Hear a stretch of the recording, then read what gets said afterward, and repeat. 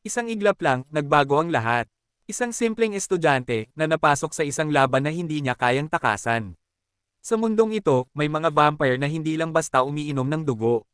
Sila ang embodiment ng deadly sins at bawat isa may sariling kapangyarihan at sariling dahilan para pumatay.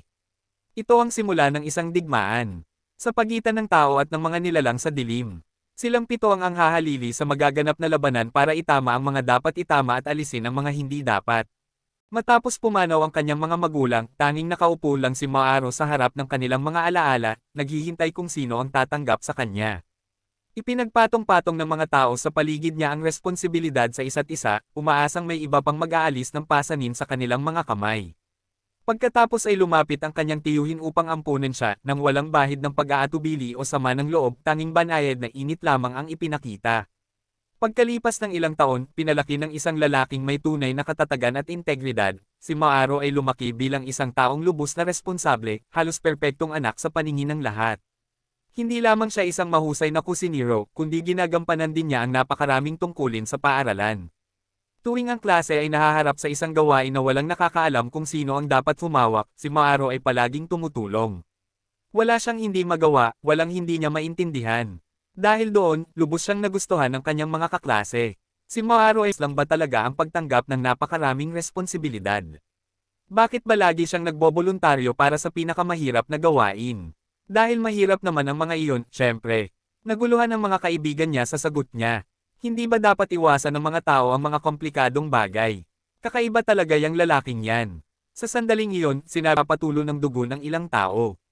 Masiglang ikinukwento ni Sukuya ang kwento ng hindi napapansin na nakatingin sa kanya ang kanyang mga kaibigan ng may pag-aalinlangan. Narinig nila na partikular na sinabihan siya ng doktor na uminom lamang ng kalahating tableta, ngunit hindi siya nakinig at ininom ang isang buong bote ng ganoon. Hindi nakakapagtaka na, tutal, chismis lang naman iyon, kaya hindi na kailangang pag-isipan pa. Lalo na tatawagan na naman siyang baliw ng grupong ito. May discount voucher para sa karaoke ang isa sa kanila, at aalis na sana sila agad. Kaya kailangan niyang umuwi para tingnan at pakainin ito. Kung hindi, ang payat na maliit na bagay ay hindi man lang makakain ng maayos na pagkain. Mula sa labas, tinawag ni Maaro ang pusa ngunit walang natanggap na tugon. Ang tanging naririnig niya ay ang TV na tumatakbo sa loob. Napaisip si Maaro kung ganoon ba talaga siya kawalang malay. Lumapit siya sa TV at lubos na natigilan dahil sa loob ng kanyang bahay ay may napaisip si Maaro kung anong uri ng basura ang kanyang nasira. Pero hindi naman talaga mahalaga iyon. Kumuha siya ng walis at inihagis ito sa nanghihimasok. Tumalon lang ang estranghero at walang kahirap-hirap itong naiwasan. Pakiramdam ni Maaro ay magiging isang mahirap na laban ito. Pumasok ang sikat ng araw at ang misteryosong estranghero ay nagpalit anyo bilang isang pusa. Hindi makapaniwala si Maaro sa kanyang nakita. Patuloy niyang binubuksan at isinara ang kurtina para subukan ito. At totoo nga, tiyak na ito rin ang kaya agad itong sinubukan ni Maaro na hilahin palabas at itapon. Si Kuro, na nakahanap na ng komportabling lugar na may pagkain at masisilungan, ay tumangging umalis. Tunay ngang malupit ang mga tao. Paano nga ba iiwan ng sino man ang isang kaibig-ibig na pas ang tulad niya? Simula nang umuwi si Kuro, kumain na lang siya. Marunong ba siyang manghuli ng daga? Bamantong hininga si Kuro at sinabing kapag nakapulot ka na ng daga, hindi mo na basta-basta maitatapon. Ngumisi si Maaro. Ang ginawa lang niya ay bigyan ng pangalan ng pusa. Bakit naman magiging imposibleng bitawan ito?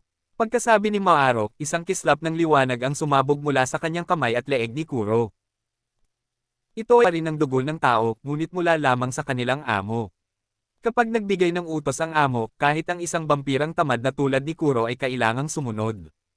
Ito ay isang pansamantalang kontrata. Para maging permanente ito, kailangang inumin ni Kuro ang dugo ni Maaro sa loob ng 24 na oras. Kuro kapag lumabas ito kasama ang kanyang mga kaibigan. Habang karge-karge si Kuro, napansin niya ang maraming kakaibang bagay na nangyayari. Una ay may narinig na tunog ng pagkabasag ng salamin sa loob ng isang gusali. Tapos ay biglang kinagat ang kanyang leeg. Nagkalat ang dugo sa lahat ng dako na nagpasigaw sa mga tao. Ngunit walang nagmadaling tumakas dahil inakala nilang bahagi iyon ng kagagawan. Tanging si Maaro lamang ang nakakaalam na hindi ito biro. Ang payaso na nakatayo sa harap nila ay hindi salamangkero. Isa siyang vampira. Ang vampirang ito ay dumating para makipag-away kay Kuro. Isa siyang hambog na madaldal at hindi agad umaatake, sa halip ay walang humpay na nagsasalita. Sinamantala ni Kuro ang pagkakataon, sinipa ito ng diretso sa bibig at kinaladkad palayo si Maaro. Naguluhan si Maaro. Vampira rin si Kuro, kaya bakit hindi na lang talunin ng todo ang lalaki imbes na tumakbo? Kahit papaiyak na may ibang tutulong. Ikinagalit ni Maaro ang mga salitang iyon. Dalawa sa kanyang mga kaibigan ay naroon pa rin. Paano kung walang dumating? Kaya kahit alam niyang lubhang mapanganib ang pagbabalik at ang pag-angat sa posisyon ay maalugo ng tao si Kuro. Sa ngayon, naniniwala na siyang hindi siya naiiba sa isang ordinaryong pusa. Kaya kinailangang tumakbo ni Maaro kung hindi ay mamamatay silang lahat. Naalala ni Maaro ang panahong kinupkop siya ng kanyang tiyuhin. Inamin ng kanyang tiyuhin na hindi niya alam kung naunawaan ni Maaro na may mga bagay na hindi mo kayang gawin ng mag-isa, kailangan mong harapin ang mga ito ng magkasama. Walang pag-aalinlangan, isinuot niya ang kanyang kamay sa bibig ni Kuro. Kita nila, at ang aura na nagmumula kay Kuro ay ganap na nagbago. Ang kanyang katamarin ay napalitan ng uhaw sa dugo, at ang hindi niya inaasahan ay isang beses lang kailangang sumugod si Kuro, at isang malakas na hiwa ang lumitaw sa kanyang tiyan, isang sugat na napakalubha kaya't hindi na niya magawang lumaban. Lumapit si Kuro, hinayla pataas ang kalaban, at ibinuka ang kanyang mga panga, handang kumagit. Mabuti na lang at hinayla ni Maaro ang kadena pabalik sa tamang oras para pigilan siya. Wala nang magawa ang kalaban.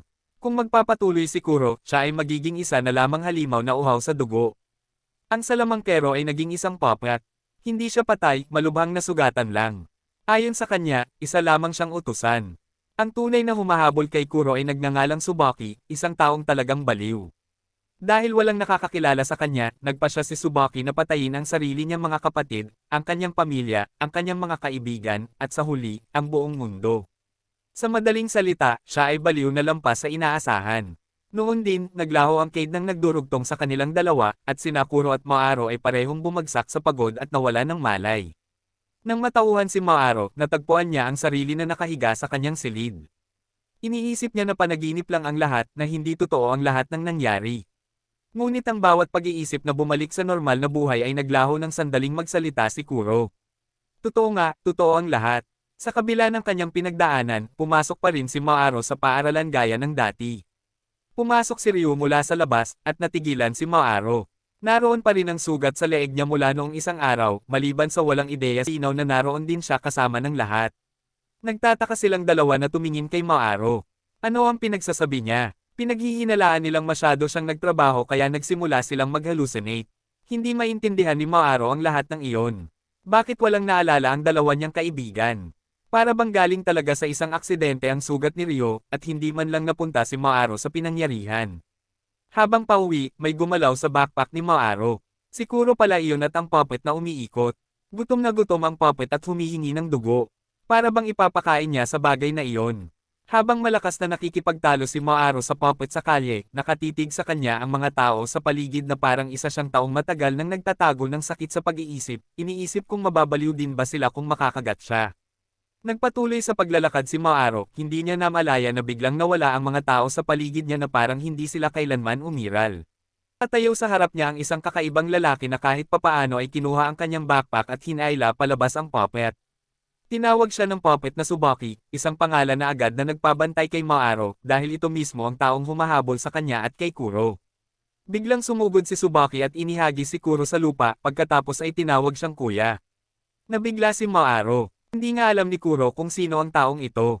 Ito ang unang beses na nagkita sila. Sa mga vampira, mayroong 7 serve amp. Walang nakakaalam na darating ang malungkot. Sinisi niya ang lahat sa paglimot sa kanya, sa hindi pag-abala na kilalanin ang kanyang pag-iral. Pagkatapos sabihin ang kanyang pyesa, lumingon si Tsubaki kay Kuro na nakahiga sa lupa. Nadulas ang mga bulaklak mula sa kanyang manggas at nagpalit ng anyo bilang isang espada. Hinawakan ni Tsubaki ang talon at sinaksak si Kuro kung ano ang pakiramdam ng maging isang taong walang nakakaalam, na hindi maipaliwanag na nakalimutan ng sarili niyang pamilya, na parang sinasadya nila siyang burahin sa alaala. Walang takot na tiningnan ni Maaro si Tsubaki sa mga mata at nakaramdam ng kakaibang pamilyaridad. Ipinaalala nito sa kanya ang kanyang sariling kabataan. Matapos mamatay ang kanyang mga magulang, lumayo si Maaro sa kanyang sarili, tumangging makipag-ugnayan kan-inuman. Problema ka. Sa pagtingin kay Tsubaki ngayon, nakita siya ni Maaro sa parehong paraan kung paano siya nakita ng kanyang tiyuhin noon. Pareho silang may parehong problema ng pagtangging makipag-ugnayan sa iba.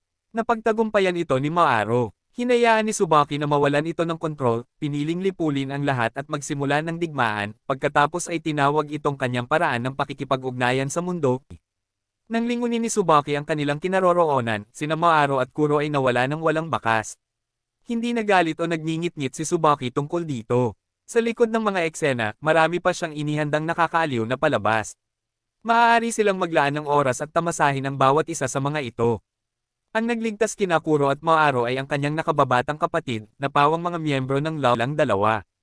Hindi tulad ng kanyang nakatatandang kapatid na si Sloth, si Lust ay napakayaman. Kahit ang kotseng ipinadala para sunduin sila ay amoy pera na.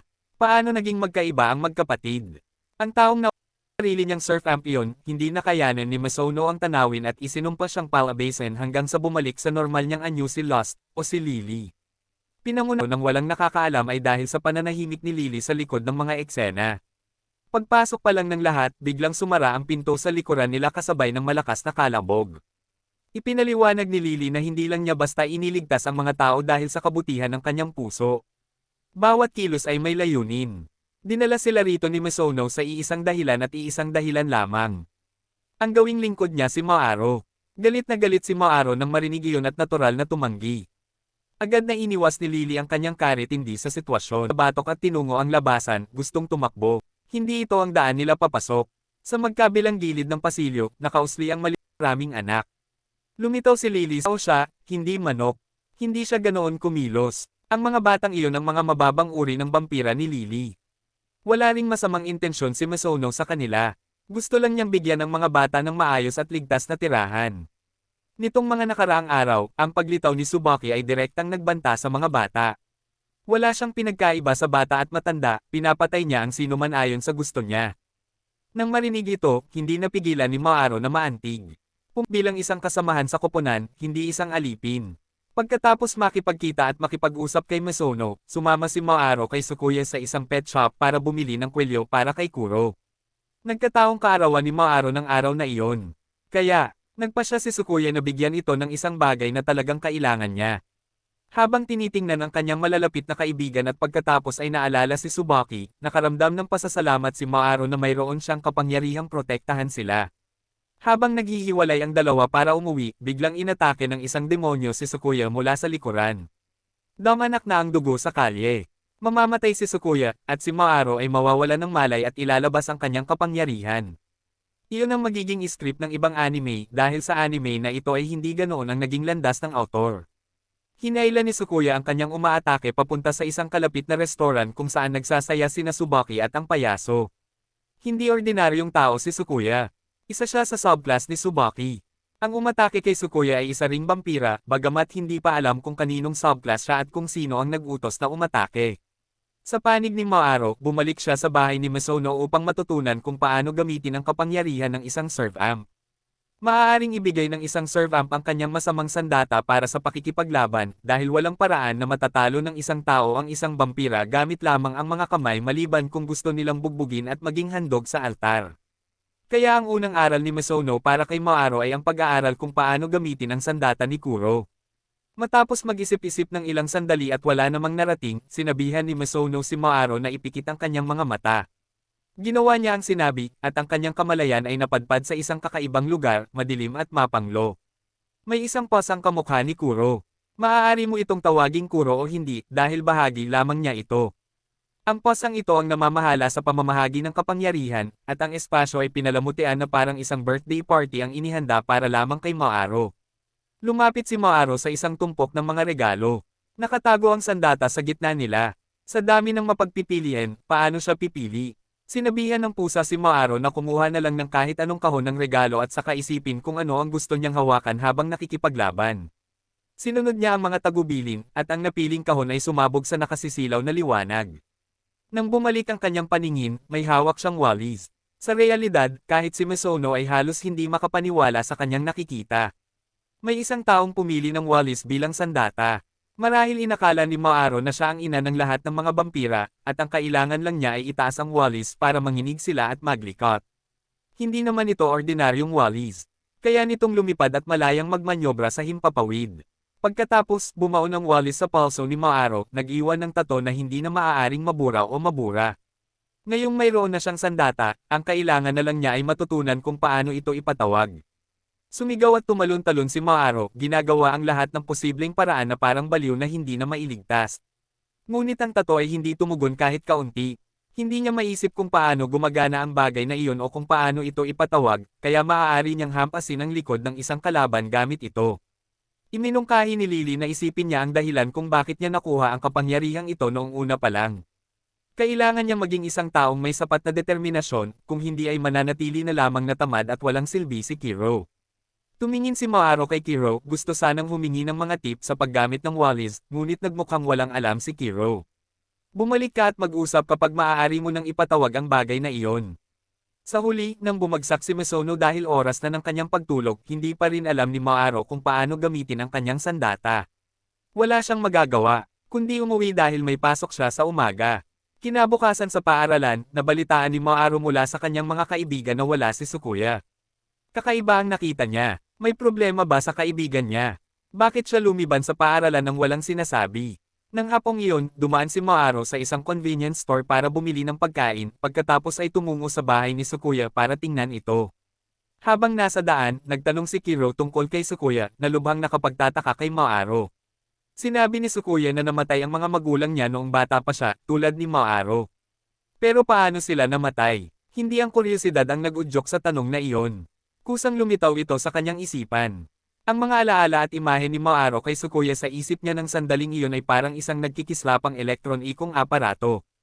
Lahat ay malabo at walang malinaw, paikot-ikot, na nagpapaisip kay Maaro kung nasaan ang bahay ni Sukuya, kung sino nga ba si Sukuya. Sa sandaling iyon, lumitaw si Sukuya sa likuran niya, at nawala ang kalituhan.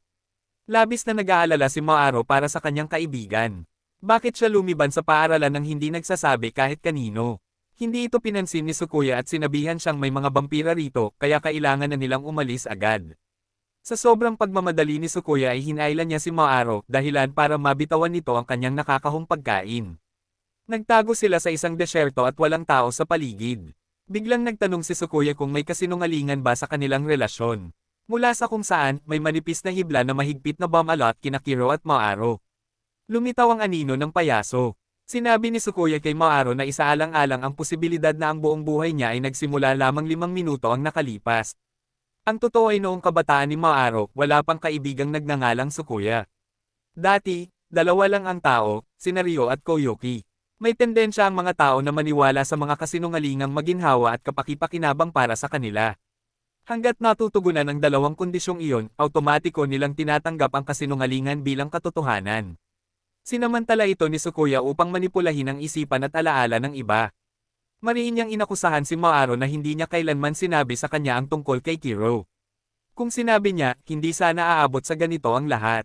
Matapos bigkasan ng kanyang pyesa, sumugod si Sukuya para umatake. Hiniram din ni Kiro ang daan para tanggapin ang tama, tiniis hindi lamang ang hiwa ni Sukuya, kundi pati na rin ang isang brutal na saksak mula sa salamangkero. Napagtanto ni Maaro na malala ang sitwasyon at nais niyang ibigay kay Kiro ang kanyang dugo para makalaban siya. Naramdaman ni Kiro ang iniisip nito at binalaan siya na wala itong saysay ngayon. Ang lakas ng isang alipin ay direktang proporsyonal sa kalooban at determinasyon ng kanyang eba. Dahil may isang taong naguguluhang nasa isip na hindi alam ang gagawin sa sinungaling na kaibigang nakatayo sa harap niya na hindi kayang pumatay ngunit hindi rin kayang tumakbo, walang paraan para lumaban si Kiro. Sa itaas nila, si Sukuya ay nagngangalit dahil pakiramdam niya ay siya ang naloko. Ang isang sinungaling na laging tumutugon ng napakatindi sa sitwasyong ito ay siyang sukdulan ng pagkukunwari. Nang akmang aatake na naman siya, dumating sina Misono at Lily. Si Lily ang inatas ang labanan ng salamangkero, at kinutya ni Sukuya ang desisyon ni Maaro na harapin ito ng direkta. Isang tanga, walang sariling kapangyarihan si Eve at palaging pangunahing target sa panahon ng laban, ngunit nang ahas pa rin siyang paalisan ang kanyang alipin. Nang akala ni Sukuya na siya ang may kalamangan sa labanang ito, isang hindi inaasahang pangyayari ang nangyari. Biglang lumitaw ang salamangkero sa pagitan ni Misono at Lily, nakakulong sa isang upuan. Walang kahirap-hirap siyang pinatay ni Lily agad-agad.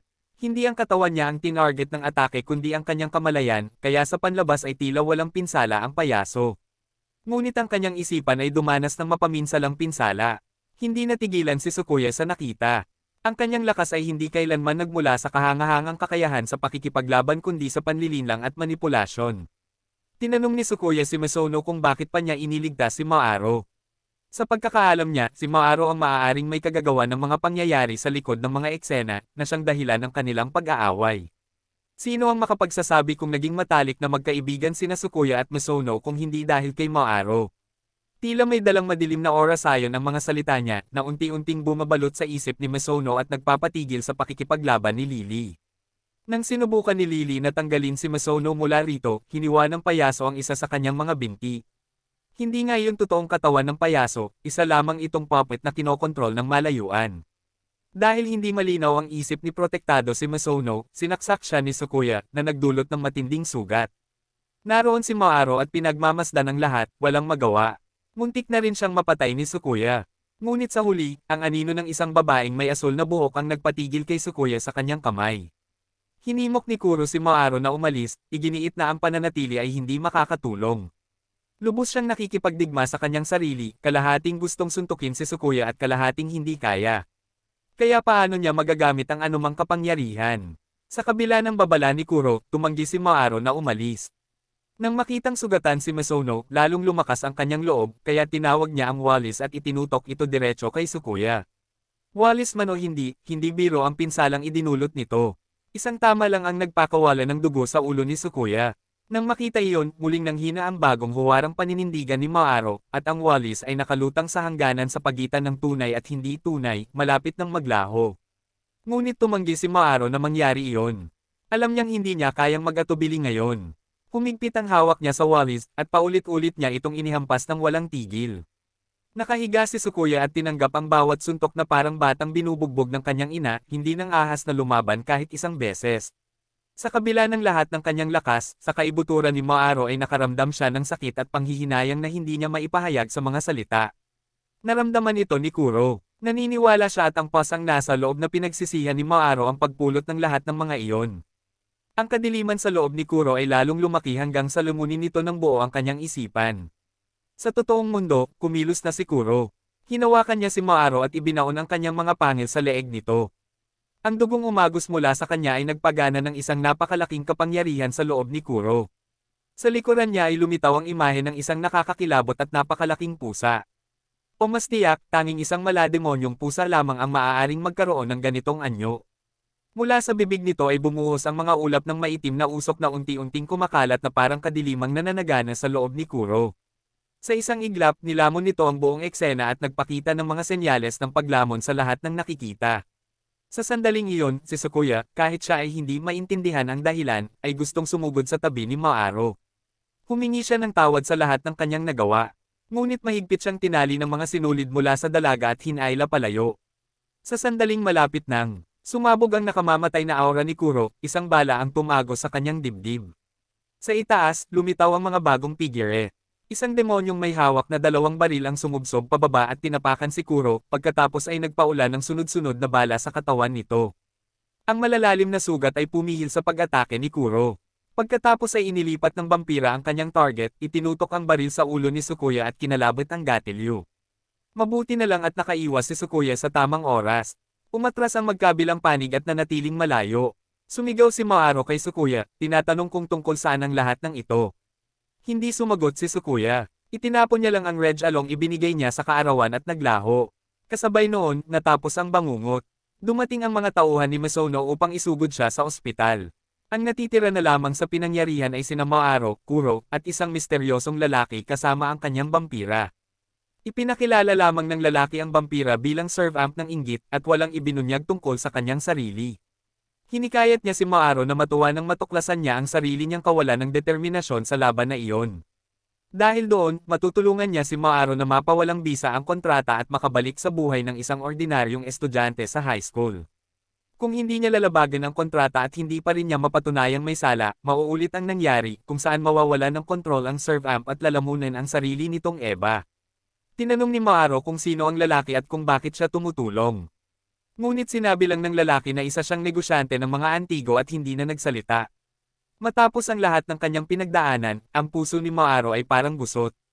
Ayaw niyang bumangon at pumasok sa paaralan kahit kaunti. Alam ni Kuro na nalulungkot siya at naisip niyang malamang pinagsisihan ni Maaro ang pagsundo sa kanya. Ang walang nakaintindi ay hindi ganoon ang nararamdaman ni Maaro. Hindi niya talaga alam kung paano haharapin ang lahat o kung ano ang susunod na gagawin. Walang magagawa ang pagsisisi sa puntong ito. Pumasok si Maaro sa kanyang karaniwang restoran at nakasalubong si Tsubaki. Sinadya niyang umupo malapit sa kanya upang makakuha ng karagdagang impormasyon tungkol kay Tsubaki.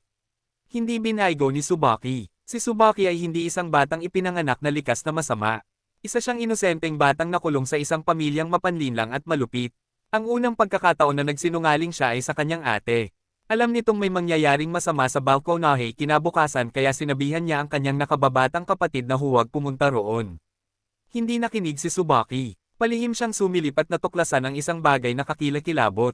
Pinipilit ng kanyang ama at ina ang kanyang kapatid na tumalon at mamatay upang makuha nila ang pera ng seguro. Noong una ay tumanggi siya, ngunit ginamit ng dalawang mababang uri ng halimaw na iyon si Tsukuya bilang puwersa upang takutin siya.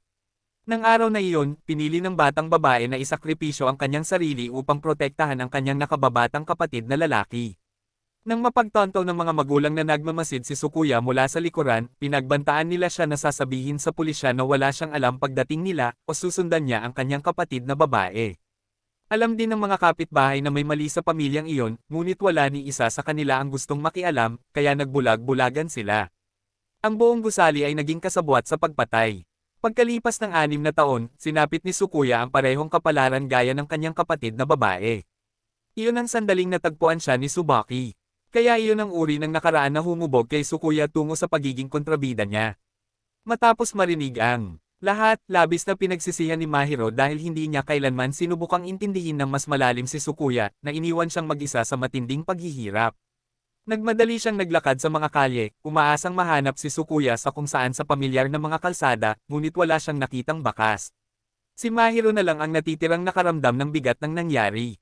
Bumalik na si Tsukuya sa klase upang tumulong sa paghahanda para sa nalalapit na pagdiriwang pangkultura. Walang sino man doon ang nakakalimot kay Tsukuya. Lumipat lang siya ng paaralan noong nakaraang linggo.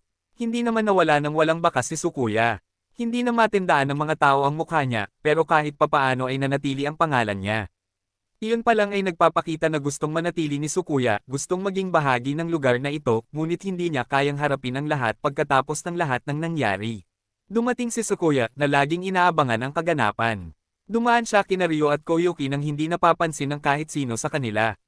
Akala niya ay nakalimutan na siya ng lahat. Ngunit nang lumingon siya upang lingunin ang kanyang mga dating kaibigan, nakita ni Tsukuya ang isang karatula na may mensaheng nagsasabing umaasa pa rin ang lahat na babalik siya. Bago pa man makaramdam ng pagkaantig si Tsukuya, isang itim na pusa ang sumugod mula sa unahan at itinumba siya. Sa likuran niya ay narinig ang boses ni Mahiro na sumisigaw sa kanya, "Bumalik ka rito, batang bastos." Agad na tumakbo si Tsukuya na parang magnanakaw ng aso. Hindi niya kayang harapin si Mahiro, paulit-ulit na binabanggit kung paano nito sinubukang patayin sila ni Misono. Agad na gumanti si Mahiro. Sinabi ng mga doktor na ang mga sugat ni Misono ay hindi naman kasing lala ng kanilang inaakala. Sa mga huling sandaling iyon, si Tsukuya mismo ay nag-iwas ng tingin at tumulong upang iligtas si Mahiro. Patuloy na itinuturing ni Tsukuya ang kanyang sarili na isang sinungaling, ngunit sa paningin ni Mahiro, isa siyang kaibigan. Wala nang iba, wala nang kulang. Tumakbo si Tsukuya papunta sa bubong bago huminto dahil wala nang mapupuntahan. Gustong-gusto niyang manatili sa tabi ni Mahiro ngunit hindi niya magawa. Itinapon ni Tsukuya ang sarili sa bingit. Ang kapangyarihan niyang vampira ay kayang pumihil sa kanya sa pagkamatay. Wala nang pakialam si Mahiro doon. Tumalon siya palayo at hinabol ang kwelyo nito. Tinawag ni Mahiro ang walis niya at sinigawan itong lumipad. Hinayla silang dalawa nito pataas sa kalangitan, pagkatapos ay nawala ng kontrol at bumagsak diretso sa kakahuyan. Hindi makapaniwala si Tsukuya na ang walis na tumama sa kanyang ulo ay kayang lumipad ng ganoon. Wala ring maipaliwanag si Mahiro. Ang itim na pusa na may itim na walis ay bagay na bagay sa imahe ng isang mangkukulam, kaya hindi naman kakaiba ang kakayahang lumipad. Humagalpak ng tawa si Tsukuya nang marinig iyon, isang tawa na puno ng kaligayahan at may kasamang mga luha. Inamin niya na tunay niyang minamahal si Mahiro. Kahit isang taon pa lamang silang magkasama, iyon na ang pinakamasayang panahon ng kanyang buhay. Hindi maaaring manatili si Tsukuya sa tabi ni Mahiro dahil sa pinakamadilim niyang sandali, si Tsubaki ang siyang nag-abot ng kamay at naging sandigan niya. Sa isang banda, ang sitwasyon ni Tsukuya at Mahiro ay halos magkapareho. Kung paanong hindi kailanman maaaring ipagkanulo ni Mahiro ang kanyang tiyuhin, hindi rin maaaring ipagkanulo ni Tsukuya si Tsubaki. Kaya ang tanging nagawa niya ay magpaalam at maglaho ng biglaan gaya ng kanyang pagdating. Sa kanyang puso, nagpapasalamat si Sukuya na nagpasya siyang pumasok sa paaralan para lang magpahinga, at nagpapasalamat din na inabot siya ni Mahiro ng kamay noon. Dadalhin niya ang mga alaalang iyon. Magpakailanman. Pagkatapos humiwalay kay Mahiro, bumalik si Sukuya kay Tsubaki. Naupo silang apat upang maglaro ng mahjong kung saan ang natalo ay kailangang maghubad ng kanilang pantalon at tumakbo sa mga kalye. Kahit sa gitna ng isang nakakatensyong laro, ang mabuhay ng hindi nahuhuli ng mga pulis ay isang bagay na ipinagmamalaki. Lahat ng nagawa niya sa ngayon ay pambungad na palabas lamang. Ang susunod na mangyayari ay ang tunay na palabas ng pagkawasak mula mismo sa Panginoon ng Kaguluhan. Pagdating ng bakasyon ni Mahiro, natapos na ang unang taon niya sa high school. Dumating na ang bakasyon, at maaari nang magsanay si Mahiro ng kontento nang hindi nababahalang pumasok sa paaralan kinabukasan. Nagpaalam na siya sa kanyang mga kaibigan at umuwi na. Habang pauwi, napansin ni Mahiro ang isang pista ng mga Hapones na ginaganap malapit sa kanilang lugar. Noong bata pa siya, lagi siyang isinasama ng kanyang tiyuhin doon. Plano niyang umuwi muna at pagkatapos ay magsaya sa pista.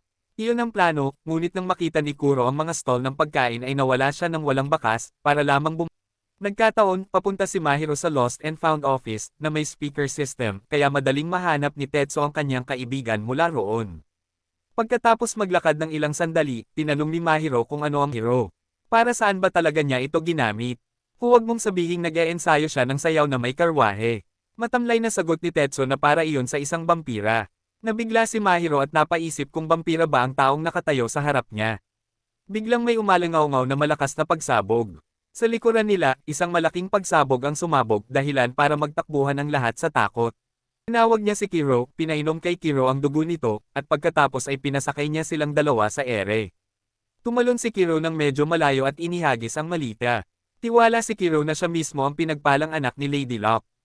Walang paraan na sa isubog ang bagay na iyon sa ere, at pagkatapos ay pinanood nila ang pagbagsak ng malita. Nakatayo si Tetsu sa mismong lugar na iyon. Sinalon niya ang malite at itinulak ito sa kanyang kabaong. Lubos siyang naniniwala na walang makakasira sa kanyang kabaong. Totoo nga ang sinabi ni Tetsu, nang buksan nila ang kabaong ilang sandali pa, wala nang laman kundi isang kalahating inihaw na paniki. Minura ng paniki si Tetsu na gamitin ang utak niya kahit isang beses lang. May ideya ba siya na nasa loob? Pa rin siya nang sumabog ang bombang iyon. Matagal bago nakabawi ng katahimikan ang paniki.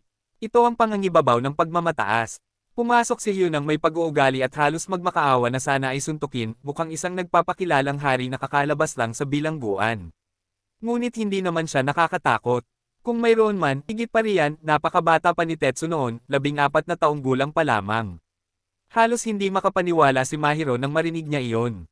Kung bakit walang problema kay Tetsu na tanggapin ang isang vampira, iyon ay dahil gusto niyang palagwin ang negosyo ng kanyang ama. Kung mamimili siya ba, binaling nila ang usapan kay Tsubaki. Walang dad ang kagagawan niya ang pagsabog ngayon. Si Hyo ang survamp na may pinakamaraming subclass. Mulangan. Pumayag si Mahiro, saka umuwi. Akala niya tapos na ang mga pangyayari sa araw na iyon, at ang pagkikita ni Tetsu at Hyo ay isang swerte na lamang. Ngunit paghakbang niya papasok sa elevator, siya ay dinakip at dinala palayo. Samantalang si Kuro ay pilit na binago sa anyong tao, at walang awang Hiro, natagpuan niya ang kanyang sarili sa isang sarayo upang mapanatili ang neutralidad sa pagitan ng mga vampira at tao. Pinaghihiwalay ang dalawang mundo sa pamamagitan ng isang malinaw na hangganan na hindi tatawirin ng alinmang panig. Sa kasalukuyan, si Tsubaki ay direktang nagbabanta sa mundo ng tao. Siya at ang kanyang subclass ay bumubuo at nagsasagawa ng maraming plano na naglalagay sa panganib sa sangkatauhan. Walang nagawa si C3 kundi ang makialam, ikandi na siya, at ibalik ang dating kapayapaan. Noong una ay inakala ni Mahiro na makakakuha siya ng bagong kakampi. Ngunit ang kanyang mga mithiin at ang kay C3 ay ibang-iba. Ayaw ni Mahiro na lipulin ang kahit sinong vampira maliban na lang kung talagang hindi na sila may iligtas. Sa kabilang banda, gusto ni C3 na lipulin ang lahat. Trabaho ng Diyos ang pagpapatawad sa mga demonyo. Ang paghahatid sa kanila sa Diyos ay kay C3. Kung papatayin ang lahat ng vampira, mamamatay din ang kaibigan ni Mahiro na si Sukuya. Kaya tumanggi siyang magtrabaho para sa kanila. Nang mabaygo ang panghihikayat, lumipat si Tsuyuki sa mga pagbabanta. Maaaring umalis si Mahiro, o hindi na niya maaaring makita muli si Kuro. Tatlong mangangaso ng vampira ang kasalukuyang nag-aagawan kay Kuro. Kung wala ang kanyang eba, si Kuro ay isa lamang pusa. Walang kalaban-laban sa tatlong iyon. Kahit ang mga vampira ay nanginig sa pagbanggit sa kanila. Binigyan ng mga undead ang tatlo ng palayaw na C3's Mad Dogs, na nagsasabi ng lahat kung gaano sila kadelikado.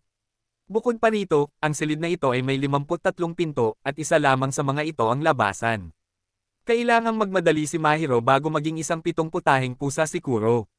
Bukod pa riyan, kung ang isang Eva at isang serve amp ay magkalayo ng napakalayo, ang Eva ay maaaring mamatay anumang oras. Nang marinig iyon ay kumulo ang dugo ni Mahiro. Gusto niya talagang sakalin si Kuro. Napakahalaga ng impormasyon at hindi. Dahil sa mga babala at walang habas na pagbabante ni Tsuyuki, tumangging sumuko si Mahiro. Inikat ang kanyang katawan na parang isang breakdancer na ayaw mamatay. Ang puwersa mula sa Walis ay bumuo ng isang buhawi na tumama sa kisame at lumikha ng isang labasan. Walang dahilan si Mahiro para patayin ang lahat ng vampira dahil ang mga nasa paligid niya ay talagang disente. Tamad, oo, pero handang magligtas ng mga tao. Isa sa kanila ay humingi pa ng tawad at nagpakita ng tunay na pagsisisi sa kanyang nagawa. Sinubukan ni Tsuyuki na sabihin kay Mahiro na may kakilala rin siyang pinatay ng isang vampira ang ama, ngunit hinayaan niya ito at pinanood si Mahiro na sumakay sa kanyang walis pataas at palabas ng lugar. Mabuti na lang at siguradong wala ng buhay si Kuro. Pagkalipas ng ilang araw, nagtipon ang buong grupo upang mag-isip ng mga estratehiya kung paano papatayin si Tsubaki. Masyadong matalino ang kalaban, alam na alam kung sino ang mga mapanganib na individual na ire-recruit, at siya mismo ay isang pusong tagapagplano. Ang koponan ni Mahiro, sa kabilang, na walang ibang iniambag kundi katangahan at komedya. Nagsama-sama sila para sa isang pulong tungkol sa estratehiya ngunit walang sino man ang seryoso rito. Ang gusto lang nila ay magsaya, at pagkatapos ay mawala ng malay habang kumakain. Sina Misono at Mahiro lang talaga ang may pakialam sa pulong. Ang manalo o kahit man lang hindi matalo sa anumang labanan. Ang unang bagay na kailangan nila ay ang impormasyon tungkol sa kalaban. Ang problema ay wala silang alam tungkol kay Tsubaki. Kung nasaan siya, ilang subclass mayroon siya, ang kanyang address, ilang beses siya kumain o pumunta sa banyo sa isang araw. Walang sagot sa bawat tanong. Naisip ni Mahiro na tawagan ang kuya na nagbebenta ng mga antigo, na parang nagtitinda lang ng mga peking gamit habang tumatakas mula sa pulisya para humingi ng impormasyon. Hindi nagustuhan ni Misono ang ideyang iyon. Ayaw niyang makisama sa lalaking iyon. Mabuti na lang at naging kapaki-pakinabang si Hugh. May nakita ang kanyang subclass na kakaibang kinikilos. Isang taong lumilipad sa kalangitan ng walang pakpak na medyo nakababahala. Natanggap ni Mahiro ang impormasyon at tumungo palabas. Ayon sa ulat, walang pakpak ang target, ngunit sa totoo lang ay mayroon nga. Hindi lang talaga sila makalipad. May dala rin siyang hola na may hawak na hedgehog na kamukha ng isang serve amp. At ang nilalang ay humihingi ng tulong. Kinailangan pang lumabas ni Kuro sa gabi para magbantay na siyang labis niyang ikinainis. Ngunit may kailangang gumawa nito. 14 na taong gulang pa lamang si Tetsu at kakalabas lang ni Misono sa ospital. Kaya hindi nila kayang tanggapin ito. Kaya si Mahiro mismo ang humawak nito. Ang pagbanggit sa dalawang iyon ay nagpaalala sa kanya na ang kanilang relasyon sa kanilang mga serve amp ay tila tunay na matibay. Naiintindihan nila ng husto ang kanilang mga partner. Ngunit wala iyon kay Mahiro. Hindi kailanman ibinahagi ni Kuro ang kahit ano tungkol sa kanyang sarili. Ang alam lang ni Mahiro ay makapangyarihan at tamad ang vampirang ito. Iyon lang. Nagpatuloy si Mahiro sa eskinita para lamang matuklasan na nakita na sila ng kanilang hinahabol. Naglabas ang estranghero ng isang instrumentong pangmusika, umupo at nagsimulang tumugtog. Ang tunog na umalingaw-ngaw ay nagpabigat sa buong katawan ni Kuro. Bigla niyang sinabi na ang taong ito ay isang demonyo, pagkatapos ay sumugod kay Kuro, at tinatamaan ang bawat sipa. Kahit na isa siyang ganap na lalaki, sinipa pa rin ng estranghero si Kuro na parang bola ng soccer, at inihagis pa ang sarili sa ere para habulin ito. Hindi man lang nakalaban ni Kuro. Sa ibaba, sandaling nabigla si Mahiro ngunit mabilis na gumanti. Tinawag niya ang kanyang walis, lumipad pataas, at hinayaan si Kuro na inumin ang dugo nito upang magamit ang kanyang kapangyarihan, naghahanda para sa isang matagal at brutal na laban. Hiniling ni Mahiro na ibigay ng lalaki ang hola. Hindi niya ito pag-aari. Hindi man lang ito pinansin ng binata at inihagis pa ang parkupino sa hola kay Mahiro, sinabihan itong kunin ito kung gusto niya. Laking gulat ni Mahiro nang maganyong tao ang parkupino at saka masayang tumakbo pabalik sa tabi ng binata. Walang anumang senyales ng pamimilit. Ang taong nasa harap nila ay ang Serve Amp of Greed, na kilala rin bilang Lawless. Ang pangalan ng binata ay Lick, at siya ay si Lawless's Eve. Sandali na natigilan si Mahiro nang mapagtanto niyang mali ang pagkakaintindi niya sa sitwasyon. Pagkatapos ay ipinaliwanag niya na ang mga bagay ay lubhang apurahan ngayon. Kailangang magsanib puwersa ang mga serve amp upang pigilan ang plano ni Tsubaki na hilahin ang buong mundo sa ilalim ng lupa. Tumanggi si Lawless bago pa man siya marinig. Ayon sa kanya, hindi ganoon kasimple ang mga bagay-bagay. Magsisimula ng mag-away ang grupo sa sandaling maupo sila para mag-usap. Higit sa lahat, kung gugustuhin talaga ni Big Brother Sloth, wala sa mga ito ang magiging problema. Ang kailangan na lang niyang gawin ay umupo at bumoto tulad noong nakaraan. Sinabi ito ni Lawless na puno ng sarkasmo, at malinaw na hindi natuwa si Kuro na makita ang kanyang nakababatang kapatid na si Greed. Hindi pa kailanman nagpakita ng poot si Kuro sa kahit kanino noon, ngunit sa Lawless ngayon ay mayroong banayad ngunit hindi mapagkakamalang pagkamuhi. Ano man ang sabihin ni Mahiro, nanatili si Lick sa isang tabi na parang wala itong kinalaman sa kanya. Hindi niya nga alam kung sino si Tsubaki, kaya imposibleng bumuo ng alyansa. Higit pa riyan, si Lick ay isang taong may napakataas na antas ng narsisismo. Sa kanyang sariling paningin, isa siyang anghel, at hindi nakikialam ang mga anghel sa mga ganitong bagay. May sarili ring mga pribilehiyo ang mga anghel. Maaari nilang saktan ang sino mang gusto nila ng walang dahilan, at kasama na roon ang pananakit kay Mahiro at sa kanyang mga tauhan. Ang pakikinig sa kanyang pagsasalita ay nagpalinaw na isa itong matagal ng pasyenteng nagtatago, at ang patuloy na pagsunod ni Lawless sa kanyang likuran habang hinahalikan siya ay patunay na wala talagang lunas para sa kanilang dalawa. Wala ring patutunguhan ang pag-uusap ni Kuro at Lawless. Sa huli, naghiwalay ang lahat ng landas na parang hindi sila nagkita o nagkausap ng araw na iyon. Umuwi si Mahiro at sinabi kay Hugh na nakilala niya si Greed, at ang music hero na kasalukuyang pinapalabas sa telebisyon ay si Lawless's Eve. Nang marinig ito ni Hugh, nagbago ang ekspresyon ng kanyang mukha. Ano man ang mangyari, hindi na nila dapat hanapin si Lawless, at hindi rin magtatagal si Lick. Ayon kay Hugh, si Lawless ay isang brutal at bulok na alipin. Sa tuwing magsasawa siya kay Eva, papatayin niya ang sarili niyang amo at hahanap ng bago. Sa 8 magkakapatid, siya lang ang gumawa ng ganoong bagay. Mas makabubuting lumayo sa baliw na iyon. Ngunit paano siya babalay-walay ni Mahiro kung kailangan niyang pag-isahin ang lakas ng vampira para harapin si Tsubaki? Kaya kinabukasan ng gabi, tumungo si Mahiro. Sa konsyerto ni Lick, nagkataon, pribadong nakabok ang buong konsyerto. Malapit ng paalisin si Mahiro nang may lumitaw na isang lalaki. Sa pag-aakalang tagahanga si Mahiro ng musika ni Lick, pinapasok siya ng lalaki ng walang hinihinging kapalit. Habang nasa daan, nakita ni Mahiro ang subclass ni Tsubaki na nag-aabang sa paligid. Malamang na nagpaplano sila ng isang massacre sa mismong lugar na ito. Dahil sa kaisipang iyon, mabilis na tumakbo si Mahiro papunta sa performance hall. Sa loob, may naganap ng patayan, ngunit kagagawan iyon ni Lawless. Mag-isa niyang nilipol ang subclass ni Tsubaki, at iilan lamang ang maswerteng nakatakas. Nang makita ang resulta, halos hindi maisip ni Mahiro kung gaano kalakas ang isang tao para labanan ang isang buong hukbo ng mag-isa. Sa kabilang banda, galit na galit si Lick dahil nag-ingay si Lawless noong konsyerto niya at sinugod siya nito. Nasipa lang siya sa pader bago pa man niya namalayan ang nangyari.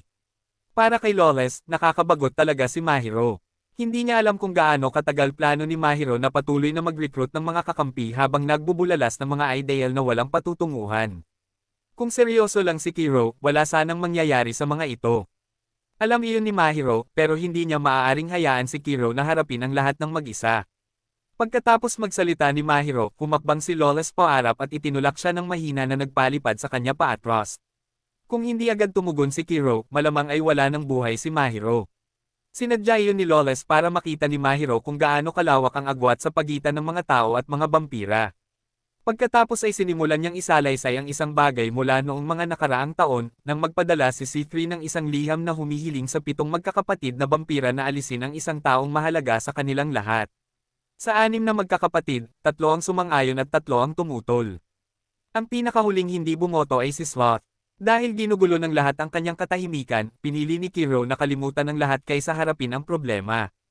Ano man ang nangyari noon ay tiyak na nag-iwan ng kakilakilabot na mga kahihinatnin dahil sa sandaling ito ay nabanggit, isang mapanirang hangarin ang marahas na bomb alot sa kalooban ni Kiro. Ramdam ito ni Mahiro na napakakapal sa hangin na isang maling hakbang lang ay matatapos na ang lahat. Sumugod si Kiro kay Lawless at naramdaman ni Mahiro sa ibaba na papunta na sa timog ang mga bagay-bagay. Kakatawag pa lang niya ng kanyang walis nang sumugod si Lick, pinaghiwalay ang dalawa at sinipa si Lawless sa mukha. Inagaw ni Lick ang walis ni Mahiro, binaluktot ito na parang yu at inihagis kay Kiro. Ikinulong ni Lick si Kiro sa dingding dahil sa nakabaluktot na walis, kaya't hindi siya mapakali. Hindi hinayaan ni Lick na may gumawa ng kaguluhan sa kanyang konsyerto. Inilabas niya ang kanyang instrumento at nagsimulang tumugtog ng isang malungkot at nakakadurog ng pusong himig. Hindi gaanong naapektuhan si Mahiro, ngunit sina Lawless at Kiro ay parehong nakayuko ng may nanlalaki at nagngangalit na mga mata na parang napipilitang balikan ang isang bagay na talagang kakilakilabot. Palaging pinipigilan ni Lawless si Lick na tugtugin ang piyesang ito. Sumugod siya pasulong sa pagnanais na durugin ito. Tumalon si Lick para salubungin siya ng harapan. Sa sandaling iyon, isang lalaking may mahabang buhok ang pumasok mula sa labas at inutusan ang napakalaking nilalang sa tabi niya na pigilan silang dalawa. Hinawakan nito ang kanilang mga ulo at pinagdurog ang mga ito na siyang nagtapos sa biglaang paghaharap na nagbabanta sa buhay o kamatayan. Dahil naroon ang lalaking ito, alam ni Lawless na hindi na siya makakagawa ng anumang gulo kaya ibinaling niya ang kanyang atensyon sa isang vampira na pinalad na nakaligtas sa naunang labanan. Agad siyang pinigilan ni Mahiro. Nawalan na ng gana ang vampira na lumaban, kaya bakit siya papatayin? Nagreklamo si Lawless na masyadong madaldal si Mahiro. Pero sa pagkakataong ito ay tama siya. Itinigil na niya ang usapin at naglakad palayo. Ang lalaking may mahabang buhok ay si Krantz, ang manager ni Lick. Isa siyang ordinaryong tao. Ang nilalang sa tabi niya ay talagang subclass ni Lawless. Matapos marinig ang paliwanag ni Mahiro tungkol sa sitwasyon kay Tsubaki, pumayag si Krantz na bumuo ng isang alyansa. Ang pagsang-ayon ni Krantz ay nangangahulugan na nasa kalagitnaan na sila ng kanilang paglalakbay. Ibinalik ni Mahiro si Lila, ang subclass ni Tsubaki, sa grupo. Labis na nag-alala si Misono nang malaman niyang mag-isang umalis si Mahiro. Si Lawless ay isang mamamatay tao na sabik sa labanan, at tanging ang langit lamang ang nakakaalam kung ano ang gagawin niya kung hindi dumating si Krantz sa tamang oras. Mabuti na lang at bumalik si Mahiro ng buo at may dala pa siyang mahalagang bilanggo. Kung makakakuha sila ng impormasyon mula kay Lila, maaaring marami silang matututunan tungkol kay Tsubaki. Habang naghahanda ang lahat para tanungin si Lila, biglang umalis si Kuro. Hindi pinansin ni Mahiro si Mahiro kahit gaano pa niya ito kalakas na tawagin, sinundan pa rin siya ni Mahiro palabas. Hindi normal ang tingin ni Kuro sa mga mata niya. Wala na ang karaniwang katamarin, napalitan ng mabangis at nakamamatay na titig. Alam ni Mahiro na anuman ang sinabi ni Lawless ay hindi maliit na bagay. Nag-iwan ito ng malalim na peklat sa isipan ni Kuro. Plano ni Mahiro na maghintay hanggang sa maging handa si Kuro bago magtanong. Ngunit dahil sa sitwasyon, wala siyang ibang magawa. Sa sandaling ibukan ni Mahiro ang kanyang bibig, muling sumabog ng marahas ang balak pumatay ni Kuro. Ang kadilimang iyon na gustong lumunin ang lahat ay dahan-daang gumapang patungo kay Mahiro. Mabuti na lang at sa huling segundo, tumawag si Mahiro at napabalik sa kanyang katinoan si Kuro. Nagbagong anyo siya bilang isang pusa at lumapit kay Mahiro bago umuwi. Nang may kaunting oras pa, kinausap ni Mahiro si Lila. Napagpasyahan nilang panatilihin siya upang si Tsubaki ang dumating upang iligtas ang kanyang kasama. Batay sa sinabi sa kanya ni Tsukuya, sigurado si Mahiro na darating si Tsubaki. Tiniyak niya kay Lila na manatiling kalmado, at ipinangako na sa kabila ng mga nakakatakot na bagay na sinasabi ng lahat, walang sino man ang tunay na makakasakit sa kanya. Dahil sa paghihikayat na iyon, isiniwalat ni Lila na si Tsubaki ay may isang taong lubhang mapanganib sa ilalim ng kanyang pamumuno, si Higan. Siya ang pangalawa sa pinakamapanganib pagkatapos ni Tsubaki mismo. Kilala bilang pangalawa sa organisasyon, napansin ito ni Mahiro at nanatiling nagbantay laban sa pangalang iyon. Kinabukasan, sa sandaling magising si Mahiro, tumawag si Krantz. Gusto niyang malaman kung pumunta si Lawless sa kanilang lugar. Ayon kay Lick, hindi pa umuwi si Lawless simula noong isang araw. Habang palabas siya, nakaramdam si Lick ng hindi komportableng bigat na bumabalot sa kanyang katawan. Ito ay isang senyales na masyadong malayo ang pagitan ni Naive at ng kanilang serve amp. Sa gitna ng hindi mapakali at mapanganib na sensasyon, naramdaman ni Lick na may tao sa likuran niya. Mabilis siyang tumalon pasulong para lumikha ng distansya. Sa kabila ng mabilis na pag-react, napakabagal pa rin niya ng isang hakbang. Isang sugat sa kanyang ulo ang nagpaagos ng dugo. Nagkaharap ang dalawa. Malinaw na ang lalaki ay inutusan upang hulihin o kahit patayin si Lick. Ngunit ang kanyang saloobin ay kasing casual lamang na parang naglalakad lamang. Totoo nga ang kilos ng lalaking may pulang buhok ay lubhang.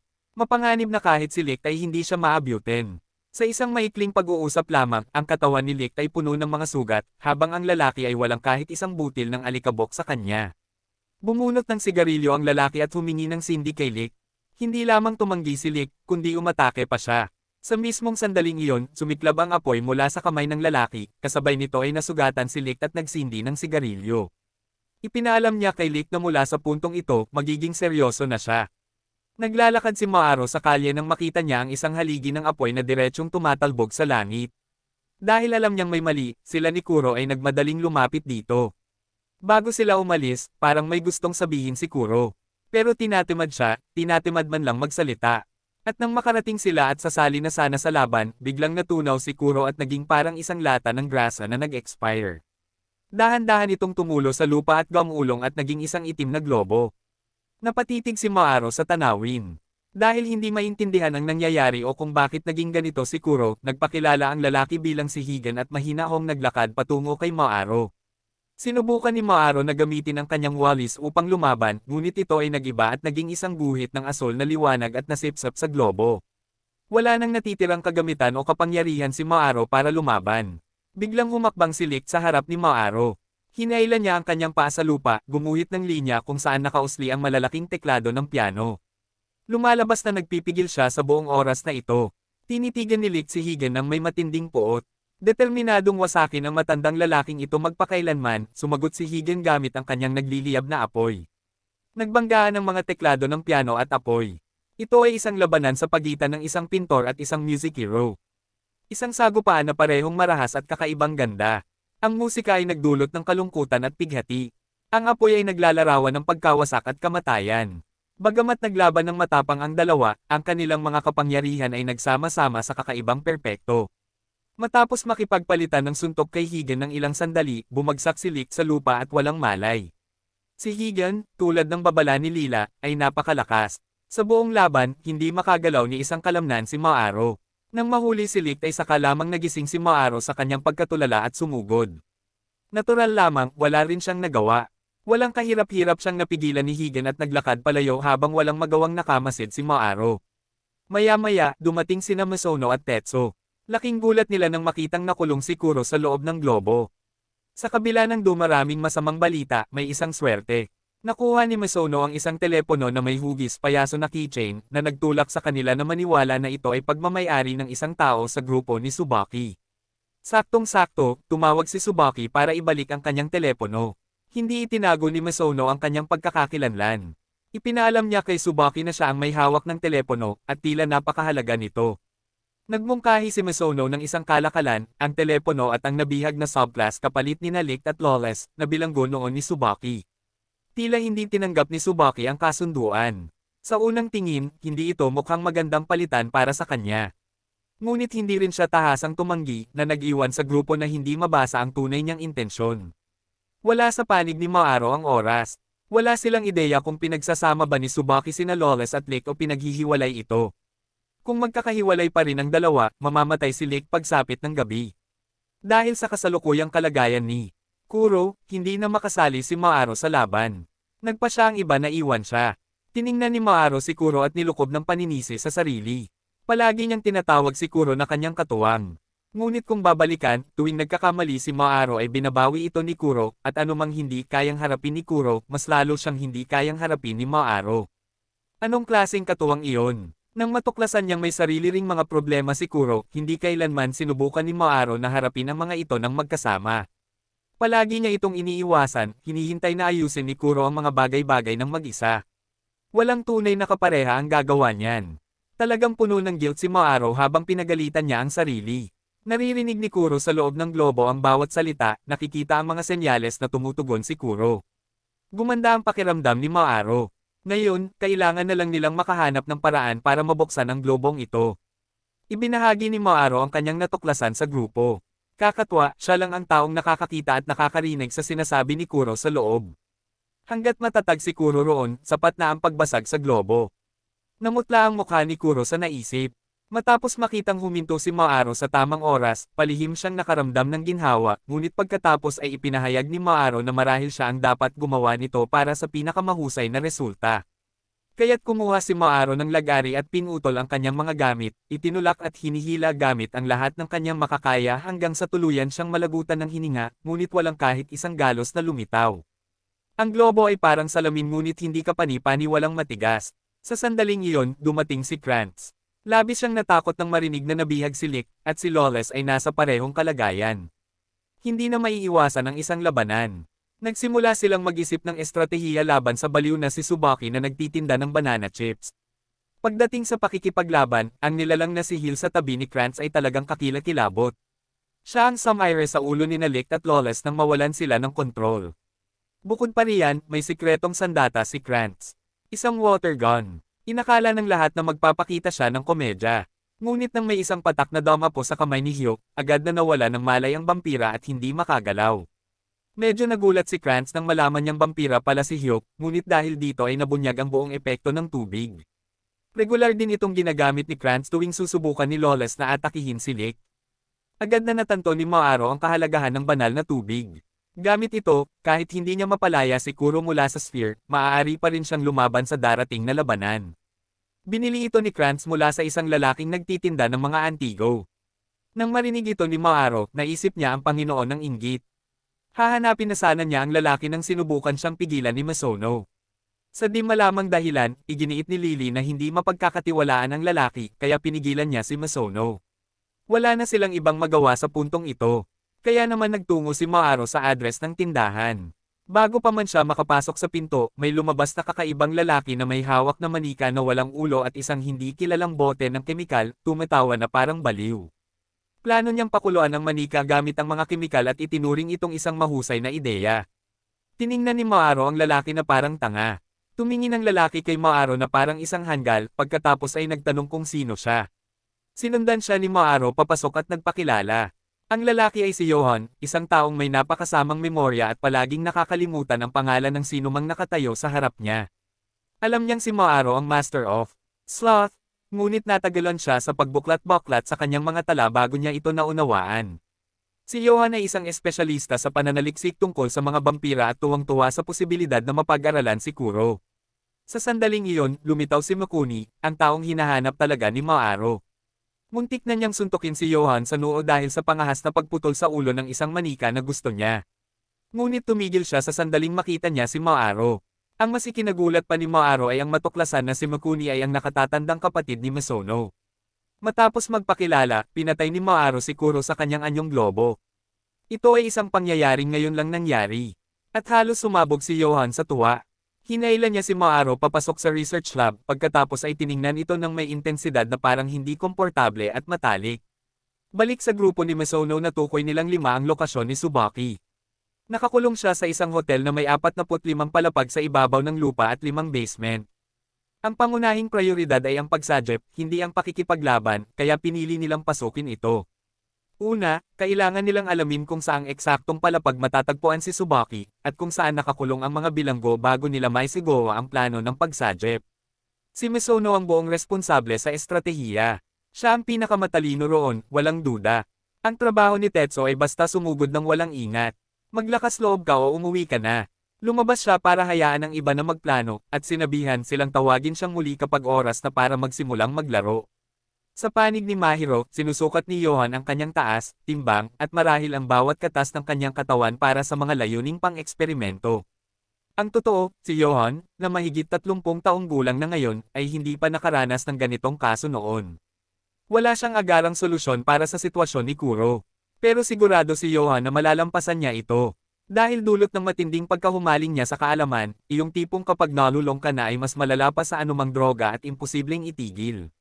Binigyan ni Johan si Mahiro ng isang tasa ng tsaa para makapagpahinga siya. Sa sandaling ininom ito ni Mahiro, tuluyang tumigil ang kanyang katawan at bumagsak siya sa sahig. Ang ugnayan sa pagitan ng isang EVA at isang serve amp ay isang pambihirang koneksyon. Kapag ang isang serve amp ay may problemang hindi kayang lutisin ni EVA sa labas, ang tanging natitirang pagpipilian ay ang pagpasok ni EVA sa isip ng serve amp. Nilinlang ni Johan si Mahiro na uminom ng tsaang may droga para sa mismong layuning ito. Mukhang hindi magiging maayos ang paglalakbay. Ngunit sa puntong ito ay wala na silang ibang magagawa kundi hilingin sa kanya ang swerte. Sa panig ni Misono, nagbalat kayo sila ni Krantz at pumasok sa hotel para maghanap. Nagpahayag sila ng interes na mag-book ng kwarto sa mas mataas na palapag para sa magandang tanawin. Ayon sa mga staff, ang ika-43 palapag pataas ay nabook ng isang matagal ng bisita, at ang unang 4 na palapag ng basement ay nagsilbing mga parking garage. Base sa impormasyong ito, malamang na si Tsubaki ay nasa ika-43 palapag pataas. Bagamat malamang na sa ika-5 palapag ng basement ay nakakulong sina Licht o Lawless, pumasok si Misono sa elevator at pinindot ang buton para sa ika-41 palapag para maghanap. Si Sukuya, nagkataon man o sinasadya, ay nakatayo roon. Umasa si Misono na hindi siya makikilala ng kalaban. Ngunit sa kasamaang palad, hindi nangyari ang mga bagay ayon sa kanyang nais. Alam na alam ni Sukuya kung sino ang nakatayo sa harap niya. At ang mas malala pa, hindi papunta sa ika-41 palapag ang elevator. Pinalitan na ang layout ng mga butones. Ginamit na naman ni Sukuya ang kanyang talento sa panlilinlang para magtakda ng bitag para kay Misono. Nahulog siya sa pinakamapanganib na sitwasyon sa lahat ng pagkakataon.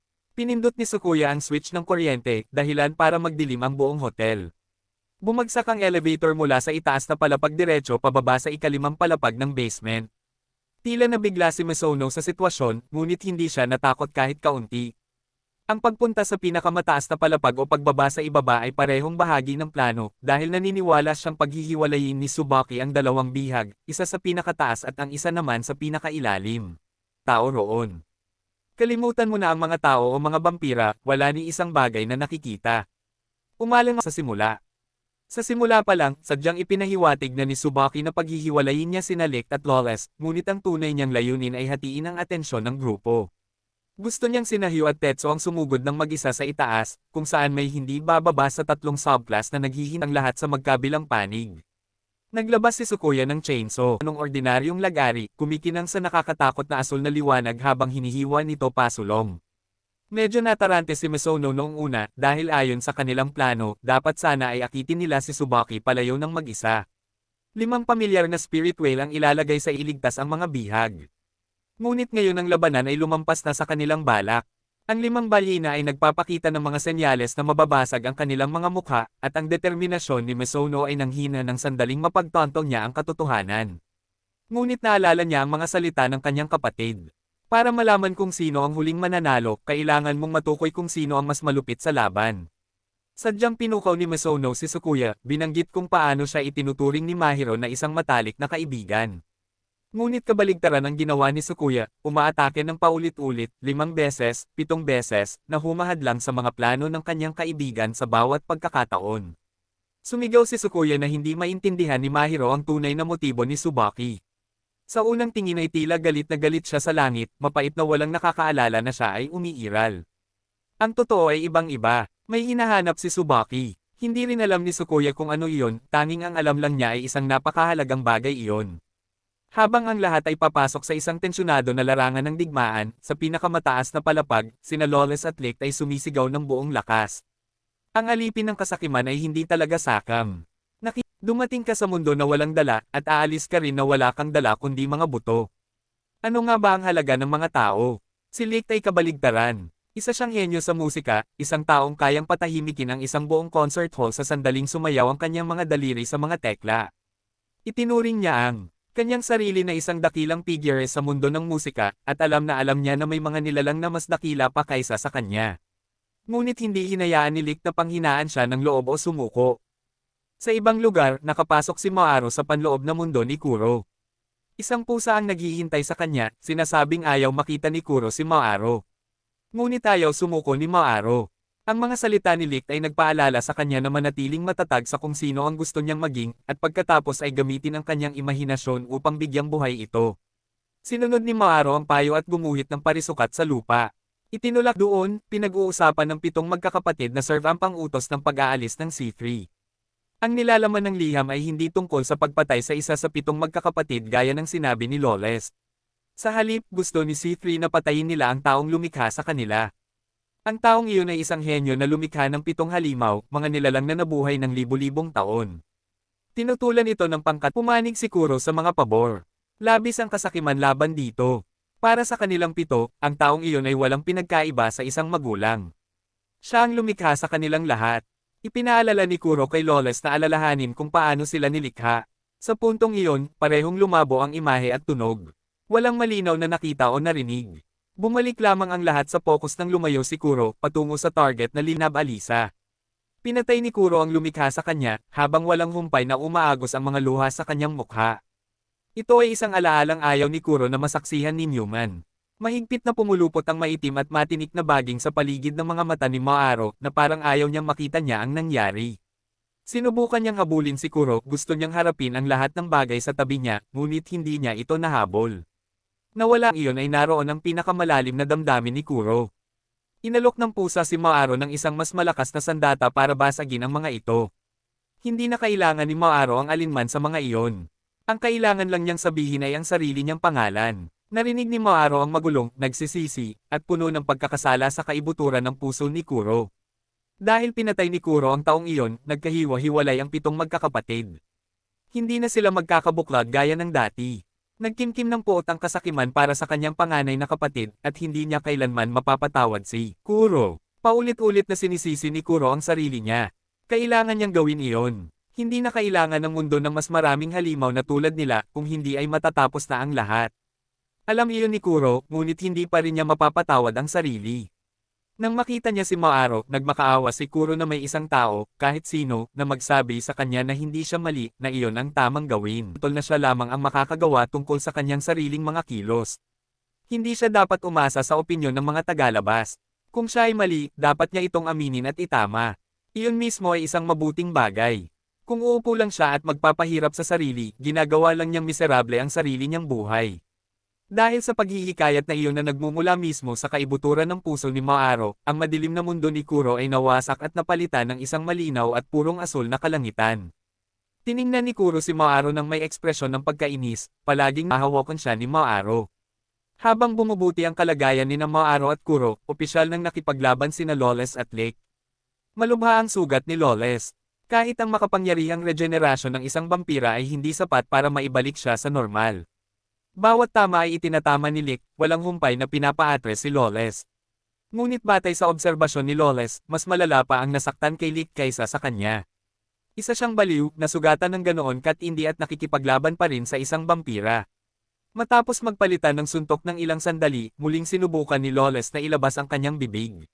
Gusto lang niyang ituro kay Lick kung gaano siya kawalang halaga kumpara sa mundo. Nanatiling hindi natitinag si Lick. Ang mga taong laging nagtuturo sa iba ay kadalasang mga walang kwenta dahil hindi sila kailanman lumaban o nagsikap para sa kanilang gusto. Naniniwala si Lick na ang mga taong iyon ay walang karapatang magsalita tungkol sa kanilang sarili sa harap ng iba, lalo na si Kasakiman. Hindi siya katulad ng pangalan niya. Hindi siya sakam sa kahit isang bagay, kahit isa, na lalong nagpababa sa kanyang karapat-dapat. Si Lawless ay binaygo ng pasalita at sumigaw na walang alam si Lick tungkol sa kanya. Sumabog ang kanyang kapangyarihan at ikinulong si Lick sa kanyang kinatatayuan. Minsan nang nagkaroon si Lawless ng isang bagay na lubos niyang hinahangad, ngunit lahat ng kanyang pagsisikap ay nawala ng saysay.